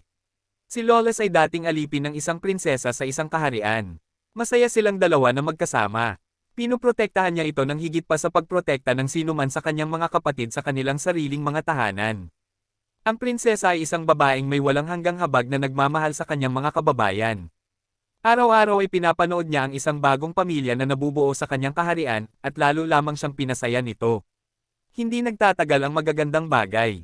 Isang araw, nakatanggap si Lawless ng balita na ang prinsesa ay ikakasal sa prinsipe ng isang kalapit na bansa. Ang larangan ng digmaan sa hangganan ng dalawang bansa ay lalong naging tensyonado kaysa dati. At ang tanging paraan upang wakasan ang alitan ay ang bumuo ng alyansa sa pamamagitan ng kasal. Ayaw ni Lawless na sumama si Ophelia sa kanyang asawa. Gusto niya itong makasama habang buhay. Gamit ang kanyang kapangyarihan, kayang gawin ni Lawless ang lahat. Ang pag-alis sa kanya o pagsira sa buong bansa ay magiging madali. Ngunit hindi siya pinayagan ni Ophelia. Gusto niyang magkaroon ng kapayapaan ang mundong ito, malaya sa digmaan. Hindi siya nito maaaring ilayo, hindi niya maaaring patayin ang mga tao ng kanyang kaharian o ang kalapit na kaharian. Sa huli, ang tanging nagawa na lamang ni Lawless ay sundan si Ophelia patungo sa lupain ng kanyang asawa. Natuklasan na si Lawless ay isang vampira. Sinubukan ng mga tao ang lahat para patayin siya ngunit nabigo. Nakatakas siya at patuloy na palihim na pinoprotektahan si Ophelia mula sa dilim. Pagkalipas ng ilang panahon, sinalakay ng tinubo ang bayan ni Ophelia ang bansa ng prinsipe. Ang pagpapadala sa prinsesa ay isa lamang libangan. Pinili ng kalapit na kaharian na patayin siya bilang paghihiganti. Dumating si Lawless para kunin siya, ngunit tumanggi si Ophelia. Kung aalis siya, isang mas matinding digmaan ang saysabog at mas maraming tao ang mamamatay. Nadama ni Ophelia na ang kanyang pagnanais para sa kapayapaan sa mundo ay sakam sa kanyang sarili. Isang bagay na akmang-akma para sa kanyang alipin. Dahil hindi siya nahikayat, minsang naisip ni Lawless na lipulin ang buong kaharian. Ngunit pinigilan siya ni Ophelia. Sinabihan niya itong huwag siyang gamiting dahilan para talikuran ang kanyang ipinaglalaban. Sa huli, nasaksihan ni Lawless ang pagbitay sa babaeng mahal niya. Sa kanyang huling sandali, naglakad siya paharap ng nakataas ang ulo. Ipinapalam sa mundo na ang kanyang kamatayan ay kusang loob na ibinigay kapalit ng kapayapaan. Walang sapilitin o puwersang ginamit. Natupad ang lahat ng hinangad ni Ophelia. Tumigil ang dalawang bansa sa kanilang digmaan at siya ay naging simbolo ng kapayapaan. Ngunit nawala kay Lawless ang taong pinakamamahal niya. Durog ang puso, nanatili siya sa ilalim ng estatwa nito. Dumating si Hugh para tawagin pabalik si Lawless na ipinatawag ni Sloth. Isa na naman itong utos para pumatay. Tinanggap ito ni Kiro at tuluyang nagalit si Lawless. Bakit ba palaging nakamamatay? Kung lilipulin nila ang lahat ng halimaw sa planetang ito, tunay nga bang magdadala ito ng kapayapaan? Hindi alam ni Kiro. Gayon din ang iba. Ngunit umalis pa rin si Kiro, walang magawa tungkol sa paghihirap ni Lawless. Nang bumalik si Lawless sa kaharian ni Ophelia, labis siyang nalungkot sa pagkawasak nito. Nawala na ng ulo ang estatwa nito, at ang dalawang bansang pinaglaban niya para magkasundo ay nasakop na ng isang mas malaking kapangyarihan. Nag-uumapo ang sakit. Ang isang lumang sugat na hindi pa naghihilom ay lalong bumuhos ng mas malalim at mas malawak. Ang pagkawala ng 3 taong pinakamahalaga, at ang pinsalang iniwan kasunod nila ay lubos na sumire sa kahinahunan ni Lawless. Naging masayahin siya sa panlabas, palaging may mapaglarong ngiti. Ngunit sa kaibuturan ni Lawless ay mayroong walang katapusang kalungkutan. Matapos marinig ang kwento ni Lawless, hindi nawala ang kanyang sigasig sa pakikipaglaban. Sa halip, tumugtog siya ng isang pyesa ng musika para sa kanya. Labis na ikinailang ni Lawless ang himig. Kinamumuhian niya ang malungkot na musika, lalo na kapag tinutugtog ito ng isang taong may banal na biyaya tulad ni Lick. Ngunit hindi naman malungkot ang musika. Ang kalungkutan ng tagapakinig ang dahilan kung bakit ito nangyari. Ang sariling estado ng pag-iisip ni Lawless ang nagpabago sa isang piraso na mayaman sa emosyon tungo sa isang bagay na malungkot at mapanglo. Nang mapagtanto niya ito, nagsimulang pagnilaya ni Lawless ang kanyang mga desisyon noon. Kung sa araw na iyon ay mas lumaban siya, kinaladkad palayo si Ophelia, gumanap bilang isang makasariling tirano na namumuno sa magkabilang bansa sa ilalim ng kanyang ganap na kapangyarihan, kailangan kaya nitong harapin ang kamatayan. Mawawasak kaya ang kapayapaang kanyang binuo. Lahat ay dahil sa pagmamahal niya ng bahagya, kumilos ng hindi sinusunod. Ang isang nilalang na may ganap na kapangyarihan ay hindi kailanman nabuhay ayon sa pangalang Lawless. Dapat sana ay mas mataas siya kaysa sa anumang batas. Walang dapat sana'y makapaggapos sa kanya. Naisip ni Lawless ang kanyang panganay na kapatid. Gustong-gusto niyang malaman kung ano ang iniisip ni Sloth pagkatapos ng lahat. Ang musikang dati malungkot ay patuloy pa ring tumutugtog. Ngunit si Lawless ngayon ay isang ganap na kakaibang tao. Siya ay napalaya na kapwa sa katawan at kaluluwa.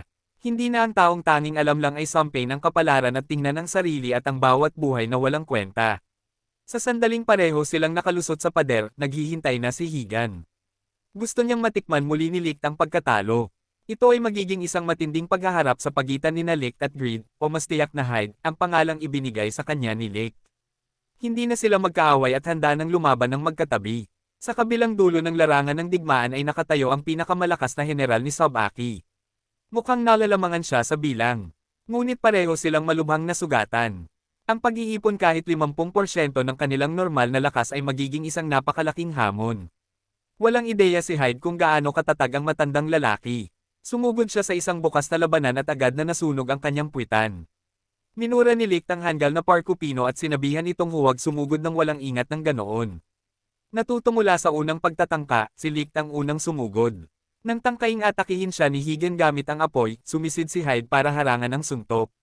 Ginamit ni Lick ang bakanang iyon para magpakawala ng mga mapaminsalang sipa diretso kay Higan. Napalipad si Higan sa malayong distansya. Sa sandaling iyon, hindi niya malaman kung paano haharapin ang mahirap na sitwasyong ito. Sa tuwing susubukan niyang hampasin si Lick, hinaharang ito ni Hyde, at sa sandaling nag-atubili siya, ang mga sipa ni Lick na may sledgehammer ay bumabagsak. Napagtanto ni Higan na hindi na siya maaaring umasa sa apoy. Pinatay niya ang apoy at ginawang matatalas na talim ang kanyang mga daliri, at itinulak ang mga ito pasulong. Binawasan na ni Lick at Hyde ang kanilang pagbabantay nang mawala ang apoy. Nakalimutan na nila na si Higan ay isang vampira. Hindi lang ito apoy. Ang kanyang malalapit na labanan ay hindi naman mahina. Kung mayroon man, ito ay lubhang makapangyarihan. Ang kalamangan na kanilang nakamit ay naglaho sa isang iglap. Pagbalik sa larangan ng digmaan ni Misono, ang kanyang laban ay hindi kasing tindi ng sa iba.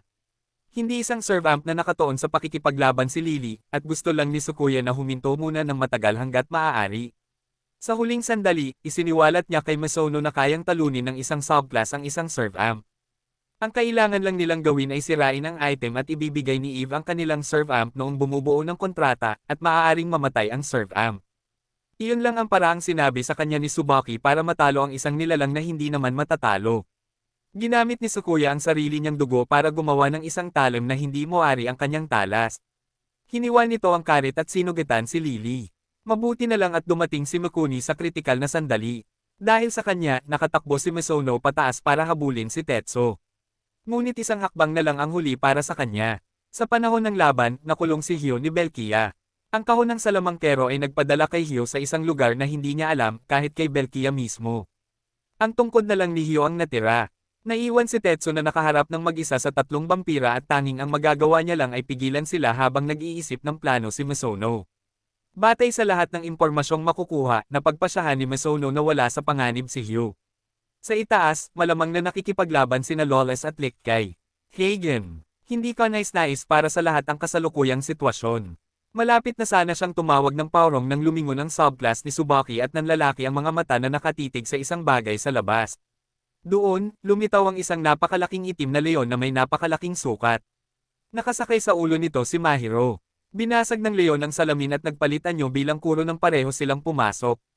Nang makita ang napakalaking anyo ni Sloth, sinubukan ng subclass na lumaban at kumapit sa kahit kaunting pag-asa. Ngunit sa isang iglap, natalo ang puppeteer.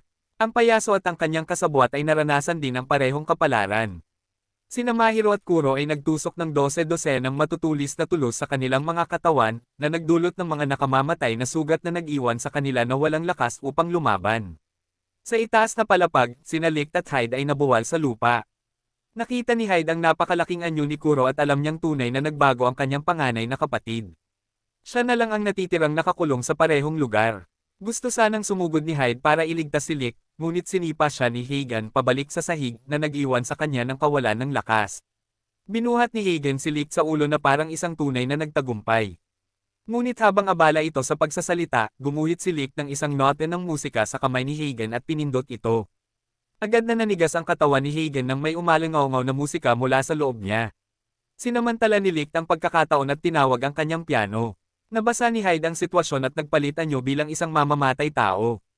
Hinayla si Hagen papasok sa isang arena na hugis entablado. Ang kanilang labanan ay magtatapos sa isang tunggalian. Nang magbanggaan sila, sinubukan ni Hagen na makalusot sa espada upang umatake, hindi inaasahan na ang talim ay mamaga na parang isang buhay na bagay at maglalabas ng matatalas na tinik diretso sa kanyang katawan. Matapos ang napakaraming tama, ang kaligtasan ay mangangailangan ng himala. Natamba si Hagen, at natapos na ang laban. Dumating si Mahiro sa sandaling iyon para lamang malaman na hindi niya kailangang iligtas si Licht dahil nagawa na ni Licht ang mga bagay-bagay ng mag-isa. Ngunit sa pagkakataong ito ay may papuri si Licht para kay Mahiro.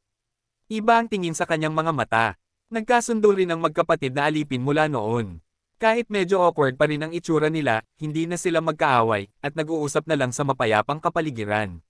Nagkusa pa nga si Kuro na itanong ang pangalan ni Hyde. Medyo natagalan bago nasabi ni Hyde ang awkwardness. Biglang sumugod si Lila at inagaw ang cade ng ibinigay ni Licht kay Hyde. Alam na alam ni Mahiro ang ibig sabihin noon. Mamamatay si Hyde kung ito ay masisira. Nalungkot si Lila sa pagtataksil kay Mahiro, ngunit ginawa pa rin niya ito upang ipaghiganti ang kanyang mga kaibigang nasawi. Pagkatapos ng lahat, kahit patayin pa siya ni Mahiro, hindi magtatanim ng sama ng loob si Lila. Sinusubukan ni Mahiro na hikayatin si Lila na ibalik ito nang biglang lumitaw si Tsubaki. Walang sino man ang nakaisip nito. Kinuha niya ang palawit, at ang timangan na kanina'y nakabalanse ay pumanig na kay Tsubaki. Naglakad si Tsubaki patungo sa lahat at ibinalita na natagpuan na niya ang kanyang hinahanap. Gusto sanang sumugod ni Licht, ngunit pinigilan siya ni Hyde. Naabot na niya ang kanyang ganap na limitasyon, at ang katawan ni Hyde ay kasing bigat din. Ngayon ay siguro na lamang ang kanilang maaasahan. Sinundan ng lahat ng mata si Tsubaki para makita kung ano ang susunod niyang gagawin. Naniniwala si Tsubaki na isa siyang lihim na sandata na ginawa ng taong iyon para lipulin ang mga katulong. Siya lang ang may kapangyarihang patayin ang iba pa sa kanila. Pagkasabi ni Tsubaki, biglang nalaglag ang mga bulaklak na kasing pula ng dugo mula sa kanyang manggas, kung saan hindi na niya nakita ang kanyang kamay. Pagkatapos, isang braso na kasing itim ng anino ang lumitaw, hinawakan ang espada, at hiniwa ang palawit ni Hyde. Kasabay nito, naglabas ang buong katawan ni Hyde ng napakaraming hindi makikilalang bagay. Parang usok, parang hangin, na nagdulot ng kaguluhan sa buong eksena, at nagkalat ang mga kalat kung saan-saan. Sumugod si Kuro, kinuha ang espada, at hinarap si Tsubaki ng harapan. Mula sa sandaling siya ay isilang hanggang sa araw na nakamit niya ang kanyang kalayaan. Hindi pa naririnig ni Tsubaki ang tungkol sa kahit sino sa kanyang mga natitirang kapatid. Nang una niyang malaman na mayroon siyang 7 kapatid na lalaki at babae ay ang sandaling nag-transform si Kuro bilang napakalaking halimaw na iyon at pinatay ang kanilang lumikha. Muli, maingat na nagtanong si Tsubaki, nabanggit na ba siya ng taong iyon sa harap ni Kuro kahit isang beses. Kinumpirma ni Kuro na hindi niya nabanggit. Sa pagkakataong ito, sumulong si Kuro na walang ibang layunin kundi ang harapin si Tsubaki, upang harapin ang mga pagkakamali ng kanyang nakaraan. Gusto ni Kuro na kausapin ang kanyang bunsong kapatid sa halip na gumamit ng karahasan mula sa simula tulad ng dati. Ngunit tumanggi si Tsubaki na marinig ang kahit isang salita ni Kuro. Naniniwala siyang siya ang pinag-iisipan ng kanilang lumikha. Hindi maiwasan ni Kuro na magtaka kung bakit ginawa ng kanilang lumikha ang isang taong mapanganib at nabali ang mga braso tulad ni Tsubaki. Hindi sumagot si Tsubaki. Batasan niya ang kisame at tumalon pataas. Pagkatapos ay hinigop niya ang bawat kapirasong enerhiya na kumawala mula kay Hyde. Ang maaliwalas na asul na kalangitan ay biglang naging nagliliyab na pula bago bumalik sa normal. Ngunit kasunod nito ay dumating ang ulan ng mga pulang espada na bumubuhos sa mundo sa ibaba.